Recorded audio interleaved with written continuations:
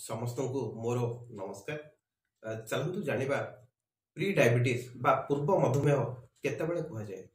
जदि कोनोसी व्यक्तिंकर रक्तर शर्करा बा ब्लड ग्लूकोज साधारण बा नॉर्मल स्तर रु अधिक थाए किंतु डायबिटीज बा मधुमेह स्तर को अतिक्रम करि न थाए ताहले ताहाकू प्री डायबिटीज कुहा जाए। ताहले चलतु जानिबा रक्तर शर्करा बा ब्लड ग्लूकोज केतेरु अधिक रहिले बा केते सीमा मध्य रहिले आमे ताहाकू प्री डायबिटीज बोली कहिताउ।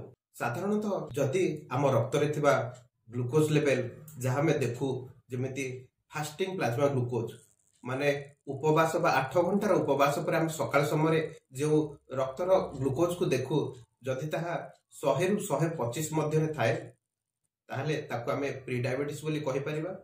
किंबा जदि 2 आवर पीजीपीजी माने 75 ग्राम रो ग्लूकोज देला परे बा 75 ग्राम रो ग्लूकोज को पानी रे मिसे पीला पर 2 घंटा परे जदि रक्तर शर्करा ता 140 रु 199 मध्य रे थाए ताहले ताको आमे भी प्री डायबिटीज बोली कहि परिबा। सेमिति HbA1c जहा कि हमर पाखा पाखी 3 मास रो रक्तर शर्करा रो गोटे धारणा दै थाए ताहा जदि 5.7 रु 6.4% भितर रहे बा 5.7 रु 6.4 शतकड़ा मध्य रहे ताहले ताकू मध्य आमे प्री डायबिटीज बोली कहि परिबा। तेणु करी एही तीनटी उपादान मध्यरु जे कोनोसी गोटिए भी उपादान जदि एही सीमा मध्य रही थाए ताहले ताकू आमे प्री डायबिटीज बोली कहिताउ। तेबे आम मन रे प्रश्न आसे ई जो प्री डायबिटीज बा पूर्व मधुमेह अवस्था रे अलगा कोनोसी रोगर लक्षण सब देखा जाय थाए कि नै। जदि कोनोसी व्यक्ति को प्री डायबिटीज बा पूर्व मधुमेह अवस्था रे आमे पाई थाउ मुख्यतः सेमानकस्टारे मेदबहुलता बा एब्डोमिनल ओबेसिटी रही थाए। तबे चलतु जानिबा जो व्यक्ति मानकर प्री डायबिटीज थाए सेमानक पाखरे अलगा कोनोसी लक्षण सब देखा जाय थाए कि नै।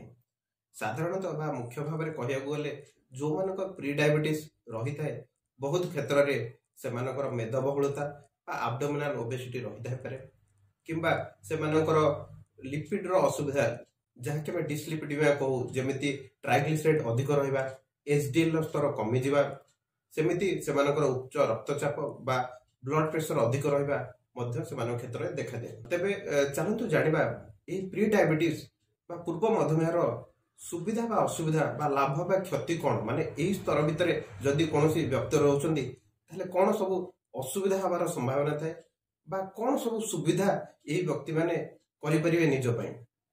प्रथम कथा असुविधा कहिया को गले एही व्यक्ति माने मुख्यतः जेमिति गोटे धाड़ी रे छिडा होचंदी जे जेमिति आगामी किछि वर्ष बा किछि मास मध्य रे से माने निजको डायबिटीज भितरे बा मधुमेह रोग भितरे निजको शामिल करिवे।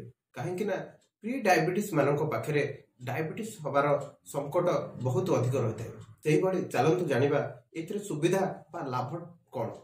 जदि कोनोसी व्यक्ति प्री डायबिटीज सीमा मध्य रे चिन्हट होइथांदी जदि से उपयुक्त खाद्य नियमित व्यायाम एवं अनुशासित जीवनचर्या धारण करि परिबे ताहले से साधारण स्तर को आसी परिबे एवं सुस्थ जीवन यापन करि परिबे। धन्यवाद।